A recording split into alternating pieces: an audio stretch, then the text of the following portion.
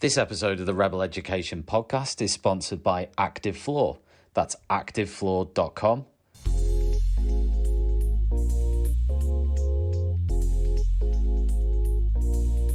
Hello, I'm Tom Rogers, and this is the Rebel Education podcast.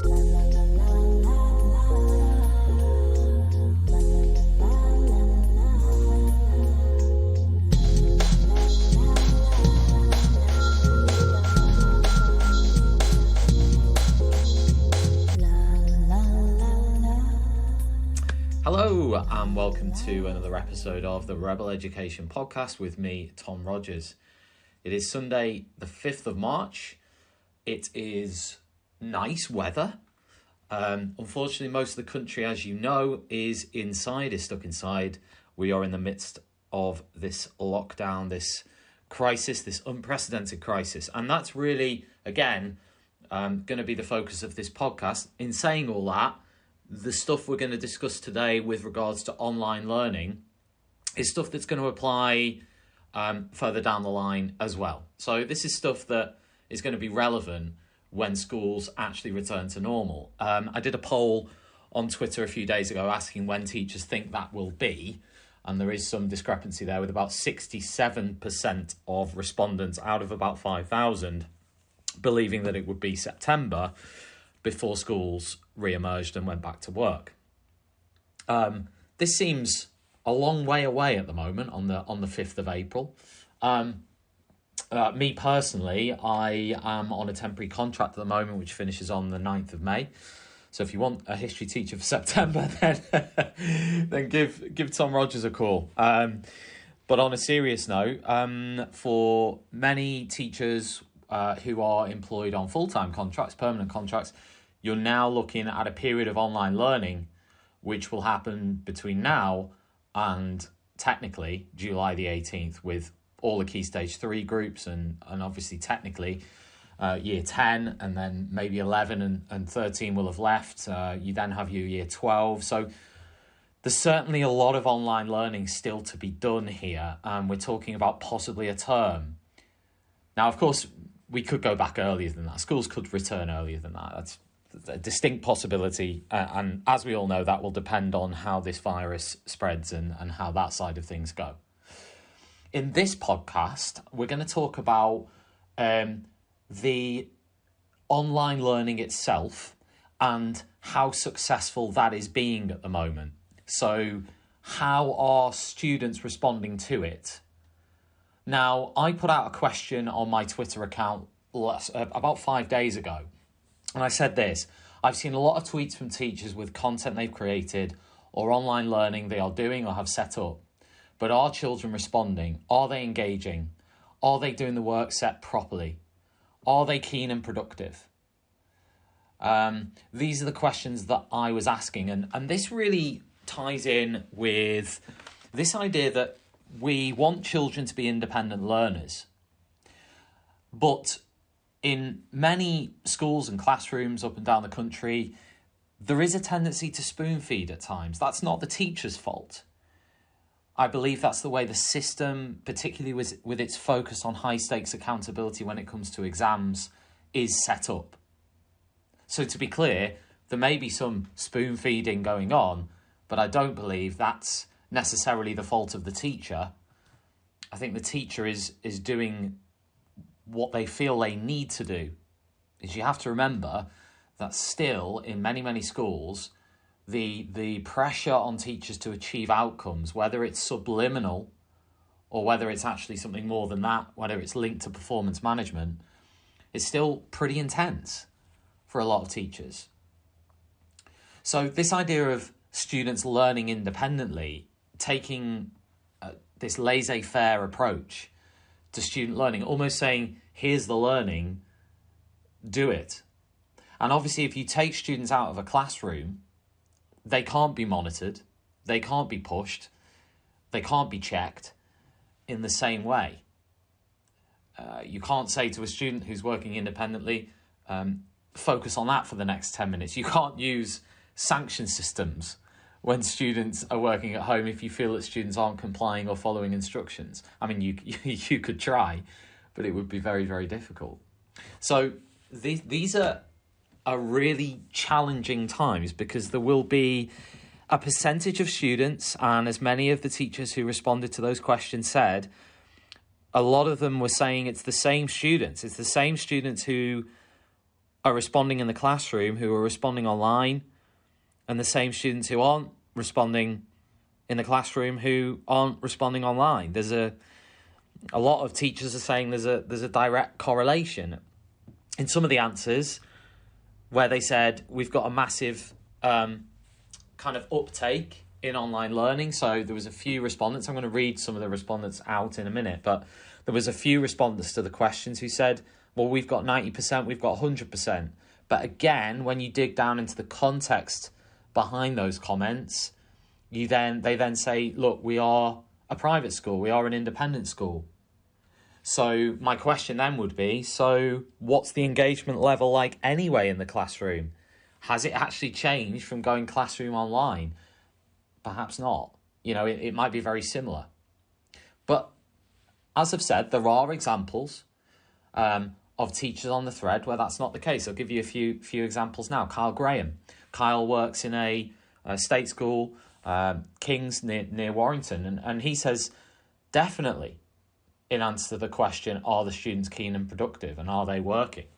He says, definitely. Engagement and quality of work has been amazing. Attendance school-wide is over 99%. Guessing that means logging into Google Classroom or whatever it might be. My year 11s, 9s and 13s have had 100% attendance so far. The work being done is of very high quality. We did prep the students for this just in case, so they were on the ball. So he's attributing, I guess, a bit of preparation for the delivery of online resources as a reason for that. And I have to reflect that with my own experience. Back in 2015, when I was experimenting with flipped learning, the more effort and the more time that I put into preparing resources for students, the more they would engage. Now, unfortunately, we know that teachers were flung into this.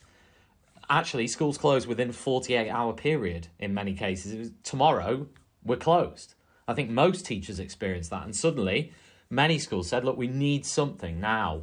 We need something in the next few days. And you cannot prepare anything of quality. I mean, you look at like the Open University. They take 18 months to produce an online course for the Open University. I produce online courses through Udemy. It takes me hours and hours and hours to produce anything of quality in terms of the videos, the editing, the scripting, the production. Online learning takes time, it takes effort, it takes a skill set as well, which some teachers won't have. And again, that's not necessarily their fault. They may just not be familiar with a lot of the tech systems that schools are asking them to use. So I understand Kyle's point there. He's saying the students are on the ball because of the preparations that were done. Becky Wood, no, she says. Nope.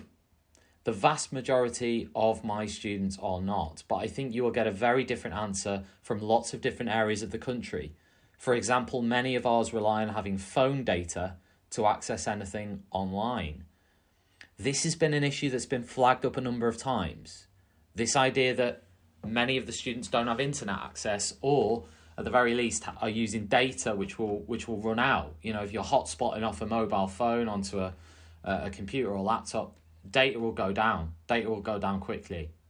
I know this because I'm currently living in a hotel here temporarily while I was doing this contract. Obviously, my school is now closed, but I'm still living in the hotel, and I've had to buy extra data off EE to kind of keep me going, because the Wi-Fi in the hotel is not particularly great. So I've been using EE data, and I know firsthand how quickly that can diminish when you're watching videos or when you're doing anything substantial online. So a lot of students might be having this issue, and a respondent to Becky, if you want to search for Becky, it's at ShadyLady222 on Twitter. Response to Becky from Be Brave, Be Bold.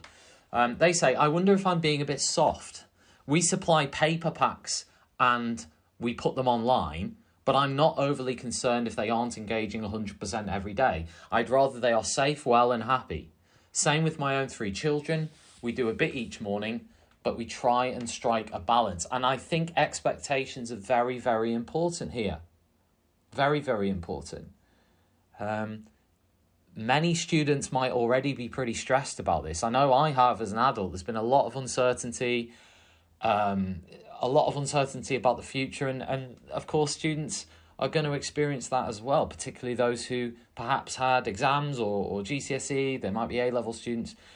Yeah, there's going to be a lot of uncertainty there. And even especially with younger students may understand this situation a little bit less than the older ones. More responses here. Mr. Goose, I think that's how you pronounce it. I've no idea. She says, I've set online revision work, which a good 2 or 3 of the class have really worked out already. I've also set art-related topic tasks, which many have started. I post a word of the day and a maths problem of the day on Class Dojo 2, which is being responded to favourably. So, positive comments there. Miss Roll, less so. She says about 40% engagement. What worries me is year 10, as we are currently studying a Shakespeare play. Setting work while knowing we will have to reteach it all is really frustrating. It seems pointless if I'm honest. That's a really key point, isn't it? Because a lot of the stuff that I've set in the past, which has been online based, has been reinforcement. We're now acting as though this is the learning, this is the teaching. I think a lot of teachers are going to have to reteach this material. They're going to have to reteach this material, and they're going to have to reteach it from scratch.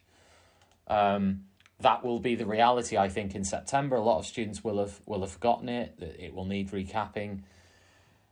And this is a fundamental question about the capability of edtech as well. The capability of edtech as a substitution for the classroom teacher or a substitution for instruction from a teacher. You know, I have been an advocate of this in the past. You know, years ago, I thought that it really could work.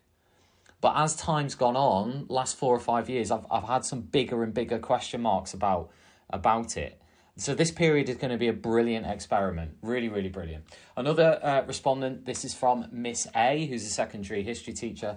The ones I would expect to engage are engaging well, roughly 60 to 70%. We have great parental support. I'm actively chasing up those year 10s that are not submitting work, but I know for a fact they all won't. Gaps are inevitably going to emerge. So again, it's mirroring really the comments that were made. One more from Rachel Baker. Very inconsistent with us, unfortunately.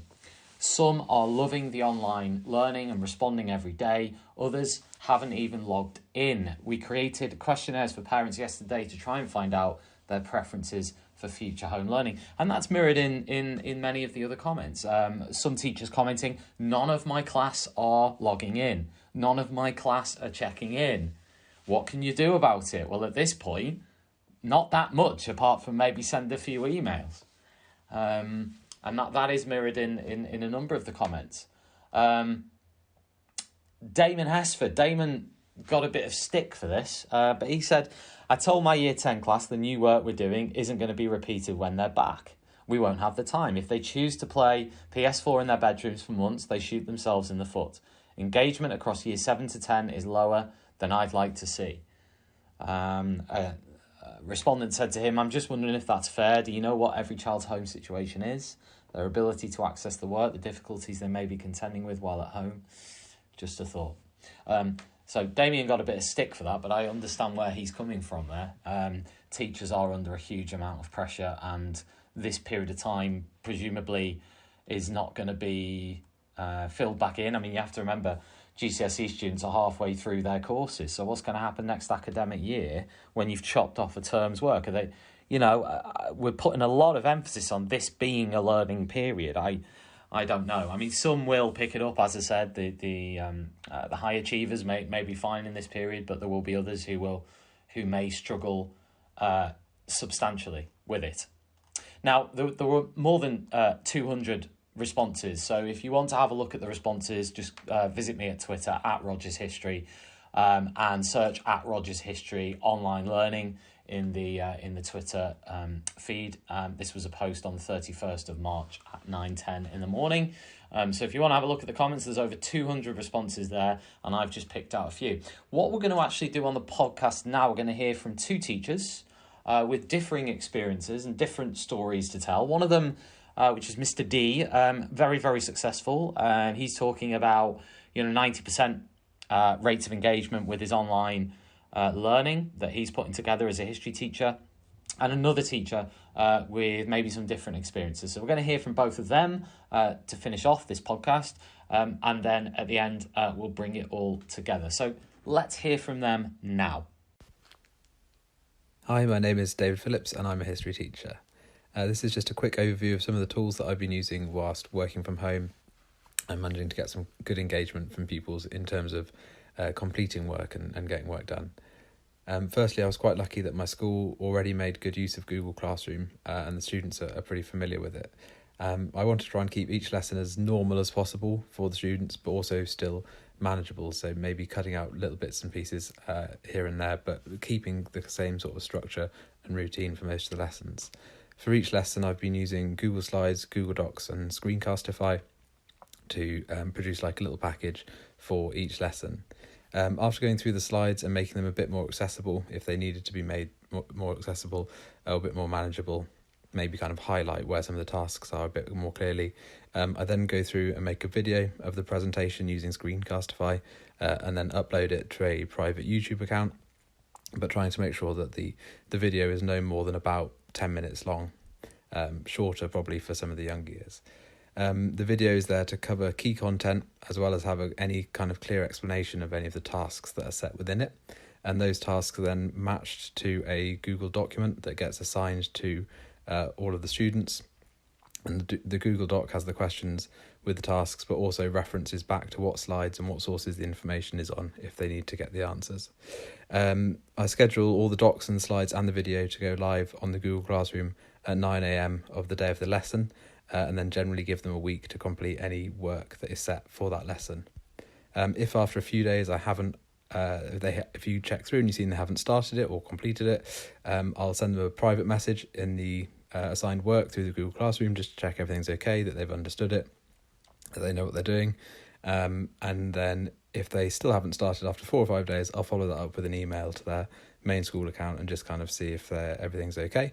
And I found that over the last kind of 2.5 weeks that I've been off and working from home, that I've been getting about 25 or 26 out of a class of 30 complete most lessons with kind of minimal chasing up at Key Stage 3 and more at Key Stage 4 and 5. I've had nearly everyone complete it.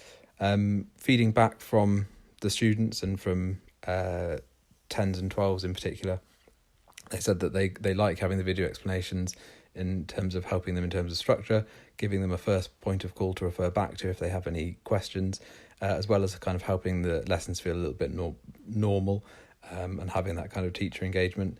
They've also said that having the lessons kind of set on the day rather than kind of giving them everything at the start of the week and letting them go through it, or giving them too much information at once, or giving them kind of several lessons at once, has helped them to kind of stay focused and stay engaged. So that's what I've been doing. Hi there, my name is Joe Dawkins and I'm a Director of Learning for Year 9 at a comprehensive school, all-boys school in South London.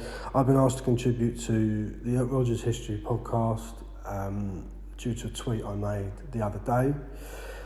Primarily I'm going to talk about the kind of responsibility of teachers for the work they're setting during this time and how they need to be mindful of the impact that's having both on themselves, their families and the students.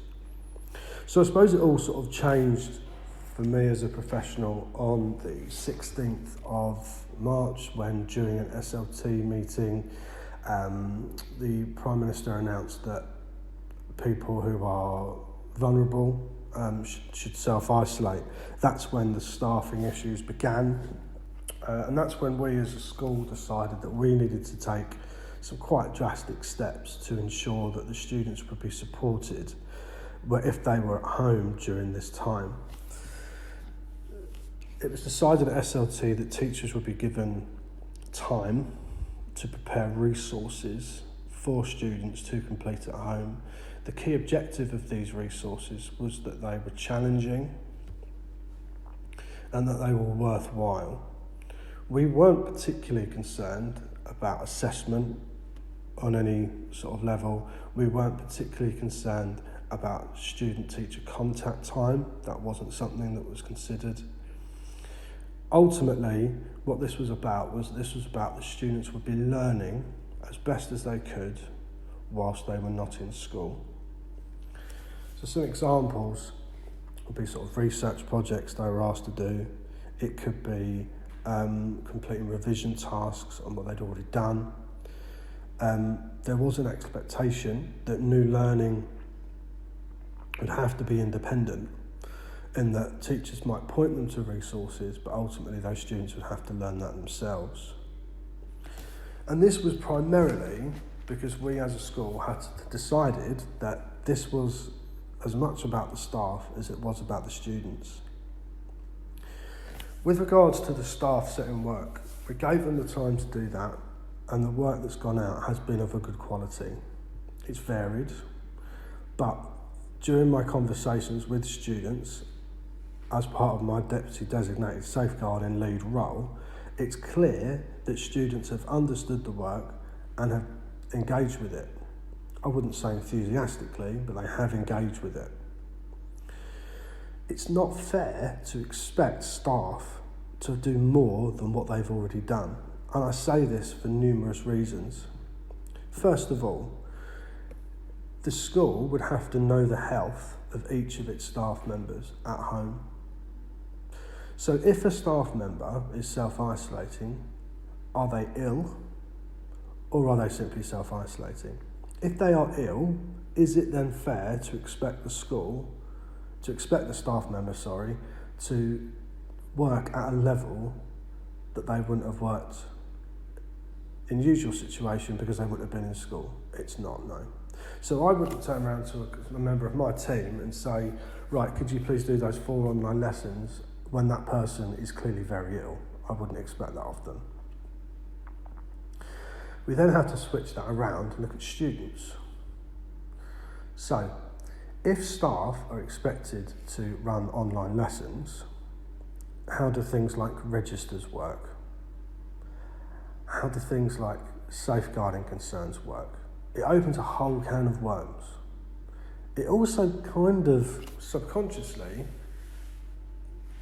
in a certain way of looking at it, criticises parents, because it's in effect saying, we don't trust you to educate your children, therefore we're going to beam into your living room and do it for you. That's not on. Because parents do have the capacity to homeschool, they do have the capacity to support their children in their education, and actually I would recommend that they do. Well, then this leads on to the issue of anxiety, and this is the big problem. I'm getting a lot of emails from parents saying, my son can't access this, what's going to happen if they don't complete the work, will there be consequences? No. The children that we care for, we educate, do not need any more anxiety than they already face. This situation is unprecedented. When I gave my assembly at the end of the year to my year group, their faces told me they were scared. They do not need teachers checking up on them to see if they've done the work or not. They don't need that. It's not necessary. If work is substandard, then the parents need to deal with that. And they should know if that work is substandard, because you just know by the amount of effort that was put in, you know by what the task is asking of them, and that's something that they can challenge.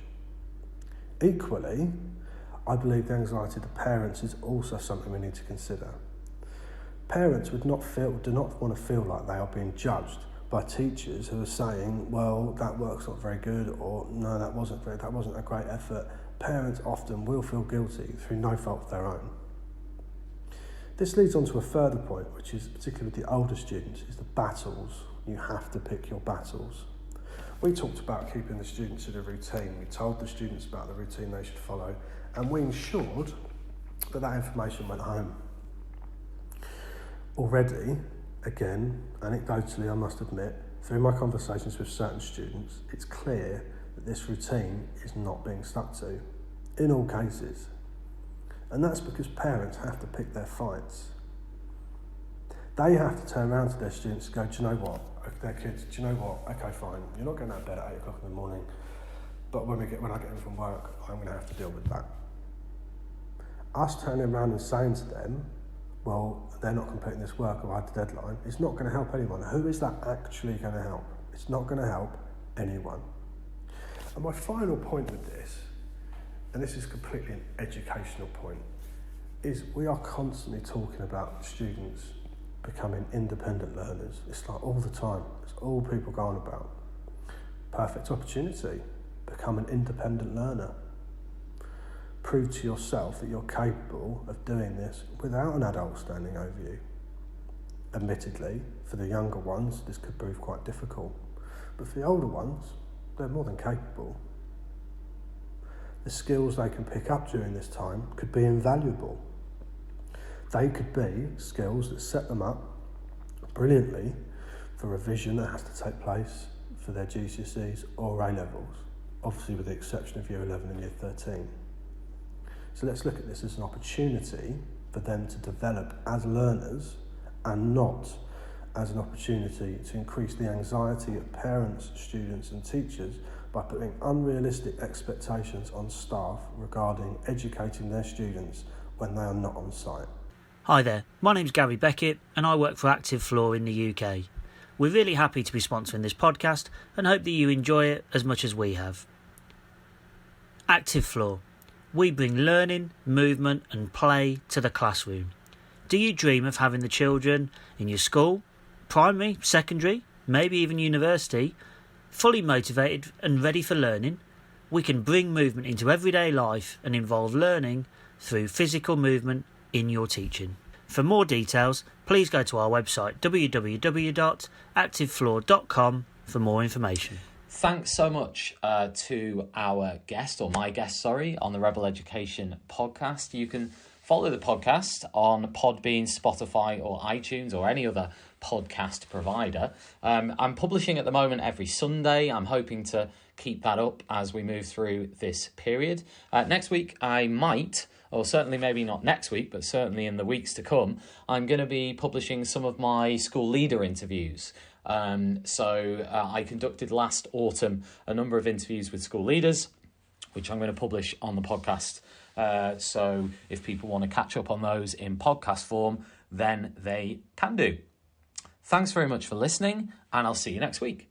Bye.